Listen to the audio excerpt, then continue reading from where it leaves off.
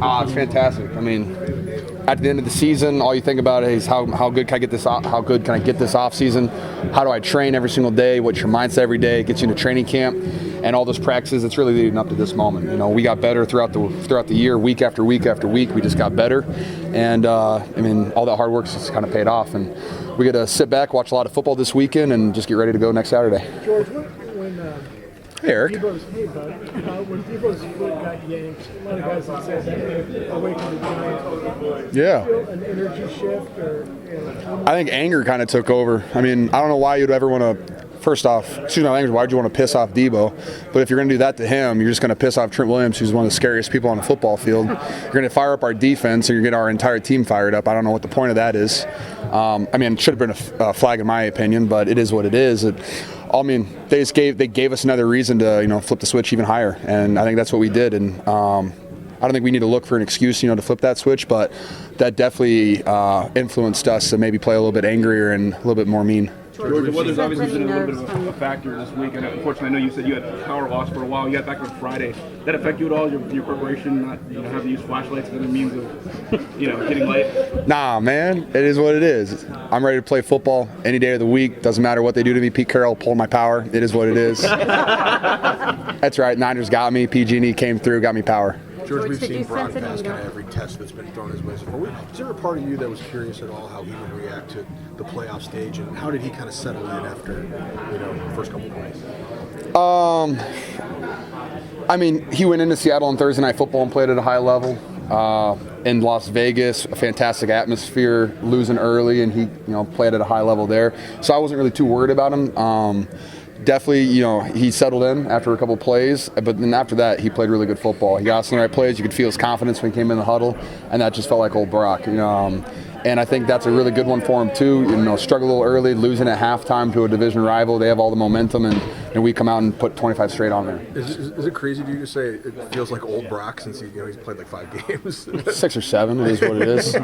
No, I mean, I get it. Playoffs, there's a lot going on. A lot more cameras, a lot more media. Hey, everybody.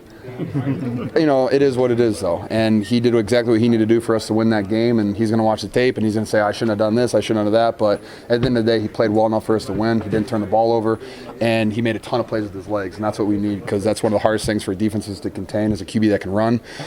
So I think he's just going to continue to do that and play at a high level for us. How much did that?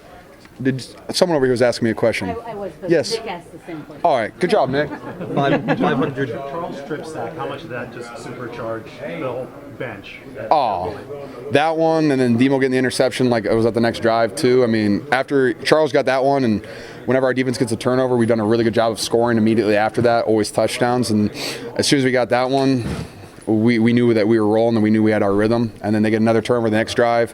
We go down and score again. You just kind of step on the throats. That's what we got to do in football. You talked about the mental place you need to get to do what you need to do on the field. When something like that happens to Debo, does that push you? Can that help push you or some of the other guys towards that mental space? Where you missed it. I just answered that. Yeah, well, there are other guys you got to talk to. Oh, so everyone's more important than me. Cool. I'll remember that one. No, yeah, I mean, I don't think – in this game, you don't need an excuse to turn that switch on. You don't need that. You don't need an excuse to dial it up. But, I mean, that gives you a reason to play with a little more anger and a little bit more meanness, too. There's less of, the joking, talking in between plays with defense. It's more of a, hey, bring it, because I'm going to bring my best, and you're not going to be able to handle it. And I think, again, I don't know why you'd want to piss off Deebo Samuel, that's going to piss off Trent Williams, who's one of the scariest guys on the field. And then I don't know why you'd want to make any of us angry. Really.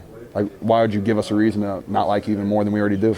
George, talk about flipping the switch. The fact that you had to flip a switch and it took a little while to get going as much as you wanted to, and you still put up over 500 yards and 41 points. What does that say about how potent this offense is? Offense is super potent. My switch was flipped this morning, so that wasn't just me. But I don't know why.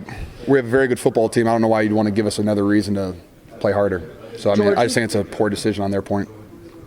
That's crazy. What's up, man? George, who serves more pancakes, the Niners receiving corps or IHOP? Me. For sure. George, you guys just beat the Seahawks 3 times in 1 year. I know. I thought that was hard to do. Well, that's what some people said. So what do you have to say?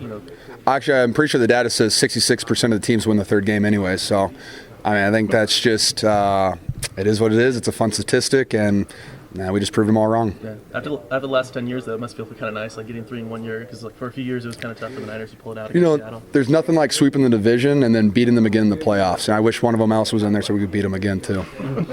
George, during this 11-game winning streak, you guys always seem to dominate in that second half. Is there like just a calm confidence coming out of halftime, going in there knowing that that second half's going to be your guys to win?